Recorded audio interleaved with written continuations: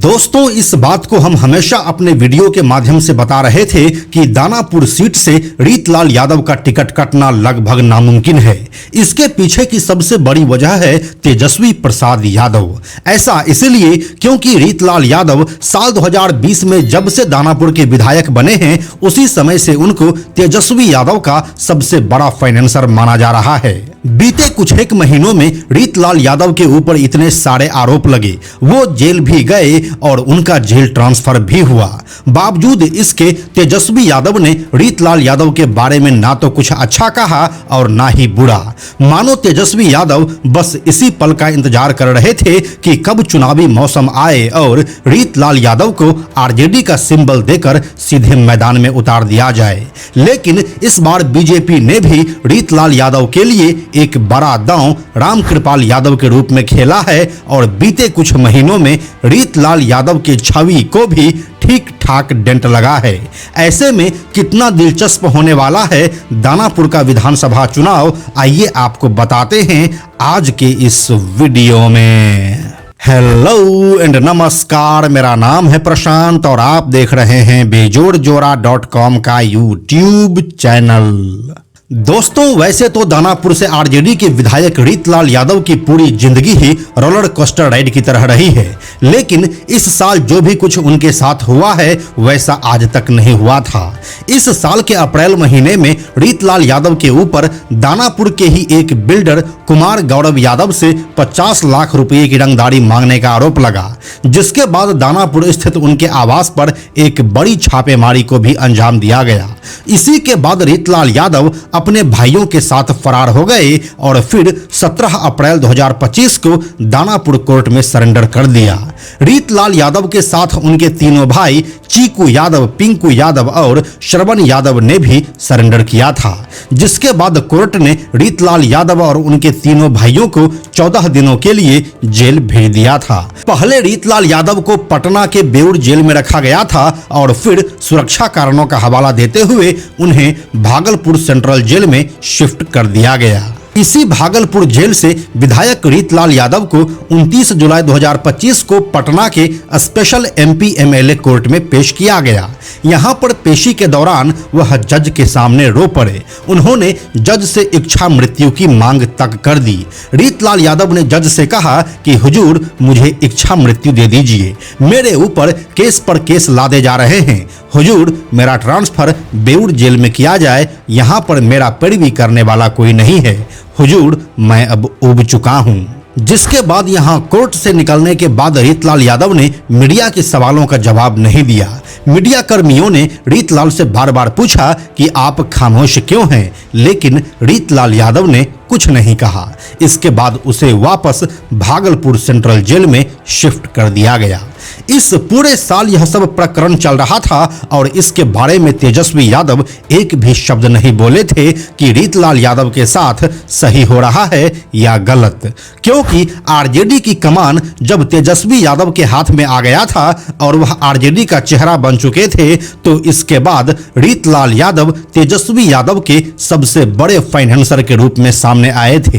तेजस्वी यादव के हर बड़े आयोजन में रीतलाल यादव का ही पैसा लगने लगा। तेजस्वी यादव के हर रैली में गाड़ी, लोग, कुर्सी, टेंट और बाकी सामानों का इंतजाम रीतलाल यादव ही करने लगे। इसके बाद साल 2020 में तेजस्वी यादव से इसी नजदीकी की वजह से रीतलाल यादव को दानापुर से विधायकी का टिकट मिला, जिसके बाद उन्होंने आरजेडी के टिकट पर दानापुर से भाजपा की आशा देवी को हराया और विधायक बने। इस जीत के बाद रीतलाल यादव अपने आप को सफेद पोश बनाने लगा। आज की स्थिति ऐसी है कि दानापुर में अगर किसी को ठेका लेना है तो बिना रीतलाल यादव के सहमति के यह संभव नहीं है। अब तेजस्वी यादव भी इस बात को भली भांति जानते हैं कि बिहार के अंदर बाहुबली पॉलिटिक्स का कितना इम्पैक्ट रहता है और इसे रीतलाल यादव जैसे बाहुबली किस तरह से भुना सकते हैं। ऊपर से दानापुर के आसपास के विधानसभा जैसे कि दीघा, बांकीपुर, मनेर, फुलवाड़ी, मसौढी, पालीगंज और विक्रम में उसका अच्छा खासा इम्पैक्ट देखने को मिलता है और इस बात को रीतलाल यादव लोकसभा चुनाव में साबित भी कर चुके हैं, जब उसने साल 2019 के लोकसभा चुनाव में पाटलिपुत्र सीट से लालू यादव की बड़ी बेटी और तेजस्वी यादव की बड़ी बहन मीसा भारती को बढ़त दिलवाया और फिर साल 2024 में वह उसी सीट से लोकसभा की सांसद बन गई। इस काम में रीतलाल यादव का क्या योगदान रहा था, इसे तेजस्वी यादव बहुत ही अच्छे से जानते हैं। तेजस्वी यादव इस बात को भी जानते हैं कि अगर दानापुर के आसपास के 7 से 8 सीटों पर बढ़त बनानी है तो इसके लिए रीतलाल यादव का होना बहुत जरूरी है। यही वजह है जो अभी तक तेजस्वी यादव रीतलाल यादव के बारे में कुछ भी बोलने से बचते रहे थे और अब सीधे उनको सिंबल देकर चुनावी मैदान में उतार दिया है। लेकिन क्या तेजस्वी यादव का रीतलाल यादव के ऊपर खेला गया यह दांव इस बार कामयाब हो पाएगा? तो यह थोड़ा मुश्किल लग रहा है। इसकी सबसे पहली वजह तो यह है कि बीजेपी ने एक बड़ा दांव खेलते हुए यहां से वरिष्ठ नेता रामकृपाल यादव को मैदान में उतार दिया है और दूसरी वजह है रीतलाल यादव के आपराधिक छवि को बीते महीनों में और ज्यादा बल मिलना। लेकिन पहले हम आपको पहले फैक्टर के बारे में बताते हैं जो रामकृपाल यादव का है। दोस्तों, रामकृपाल यादव को सेंटर की पॉलिटिक्स के लिए जाना जाता है। वह अपने अभी तक के राजनीतिक जीवन में कभी भी विधानसभा का चुनाव नहीं लड़े हैं। अगर उनके राजनीतिक जीवन पर एक नजर डालें तो वह एक समय में लालू यादव के सच्चे सिपाही हुआ करते थे। साल 1992 से 1993 तक वह बिहार विधान परिषद के मेंबर रहे।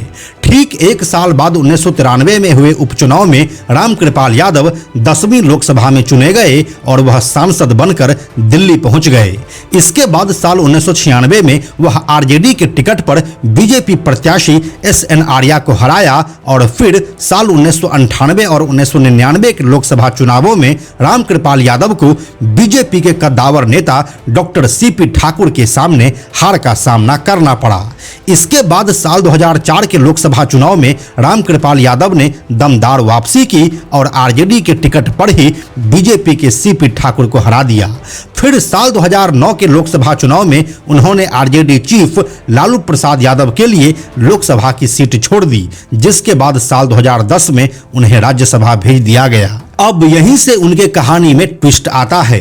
साल 2014 के लोकसभा चुनाव के दौरान रामकृपाल यादव को एक बार फिर से पाटलिपुत्रा लोकसभा सीट छोड़ने को कहा गया।